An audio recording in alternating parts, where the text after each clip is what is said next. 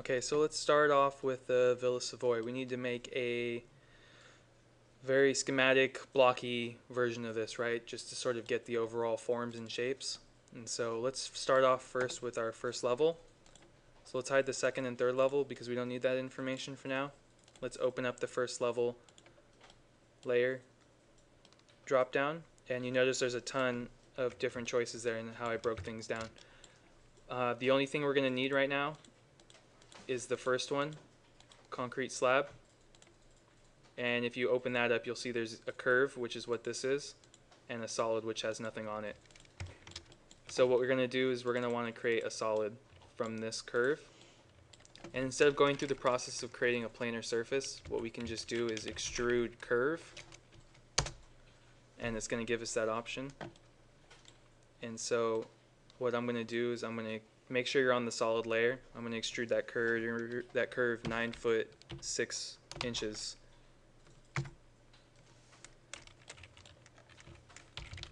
Just to verify that it's the right height, I'm going to distance it, so we're good. So in its most basic form, this could be your block of your first floor. And you can see how it has some shape to it.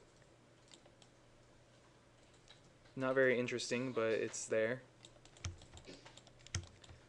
And let's next turn on, so now that we did that, we can kind of close down the concrete slab. And let's open up the columns. And let's turn that on. And you can see the columns that are here, right? So what I'm going to do is go into top view.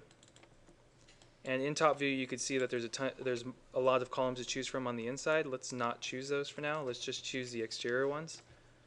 So in top view, I went to shaded, and I'm just going to highlight and select all these exterior columns. And then now what I'm going to do is go onto the solid layer under columns, and I'm going to extrude curve again.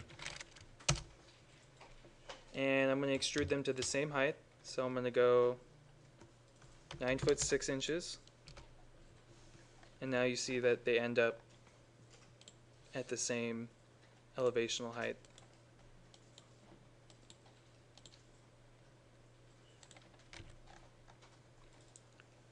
Cool. So now we've got everything that's on the exterior and the massing of the first level done, right? And that was really simple, very easy. We didn't worry about the ones on the interior because technically right now at this point, this is just a massing block, and we don't really need to see that interior information yet. So now that we've done that, let's move on. Let's bypass all this other stuff because that's getting into more detail. And let's go ahead and close the first level down. And let's turn it off. Oh, can't turn it off yet. Select second level, and then turn off the first level. So those are all commands that we've used before. They're really simple. And so now let's try and use a command that we haven't really used so far. So I'm going to turn off first the floor slab and the ramp because I just want to deal with the massing. And so I'm going to select solid under massing. And let's go ahead and extrude curve again. And I'm going to select this large outside profile. So this is going to be the mass of the entire building, right? The entire second floor. And I want to do this the same exact height of 9 foot 6. And now we have that taken care of, right? So I'm going to hide this for now because I need to be able to see this curve. And so what I'm going to do here is I'm going to type planar surface to get a surface out of this. And I want to have a floor slab, right? Because what I'm gonna do is I'm gonna subtract this shape from the box we just made. But I don't want it to subtract also the bottom, right? I want to have a little bit of thickness to have a slab, what you could consider a floor. So what I'm gonna do is I'm gonna move vertically, so M and then V, and then I'm gonna move it the thickness of the floor I want, and I'm gonna go 1 foot. So now if you look in like an elevation view, you can see that that plane is now a foot above the base of the larger plane. So I'm going to extrude this surface now because it's a surface. And I'm going to extrude it up to the top here. So I'm just going to use the end point over here to reference how high up I want it. And now it's created that for me. And you notice the plane below is still selected. I'm going to go ahead and delete that. So now all we should have here is two boxes, right? And if you turn off your curves, you're for sure only going to have two boxes, a box within a box. So just like, let me get the photo of it here. Just like this area right here, this is that area where it's subtracted away from. Let me see if I can't find photo. So this whole area right here is subtracted away. I wish I had a top view of it. I don't think there is one. Essentially this area right here. So we need to subtract this portion of the box away, so that way we can have this outdoor space. So the best way to do this is to actually do a Boolean, and we're going to do Boolean Difference. So if you start to type Boolean, it's B-O-O, and you're going to get a lot of Boolean options here.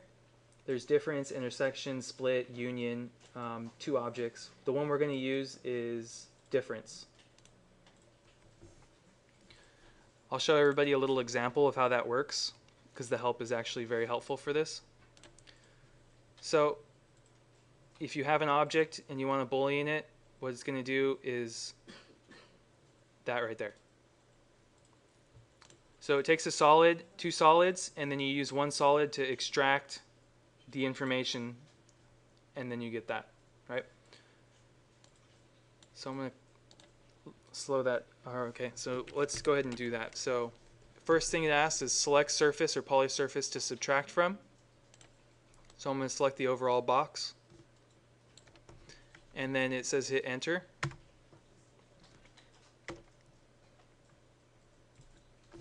Sorry.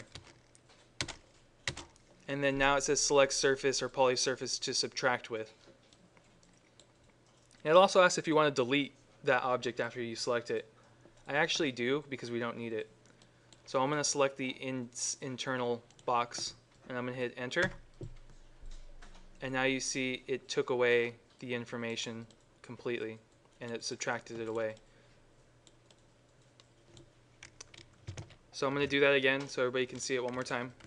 So if you type Boolean Difference, you select the surface, and then next it asks is select surface or polysurfaces to subtract from, and I want to subtract that away, and I hit enter. Sorry, didn't work. And I hit enter, and then it just extracted that out. So now here's our exterior courtyard extracted from our second level.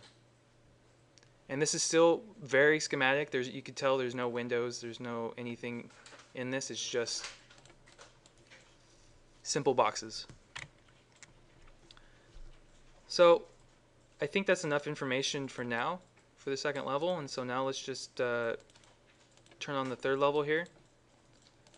And if you go to massing and go to solid, we can see that we just have one curve to deal with. So what we're going to do is we're going to extrude curve,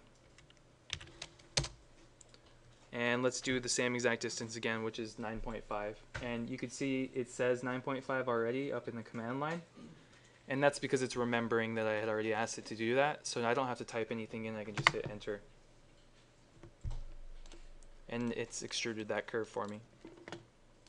So if I go ahead and turn on each level, now you can start to see that I have each component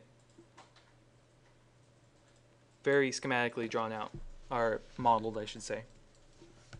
So we have our first level and our columns. And then we have our second level with our subtracted out outside space. And then we have our third level walls, right? And so this is at its simplest. This is almost as simple.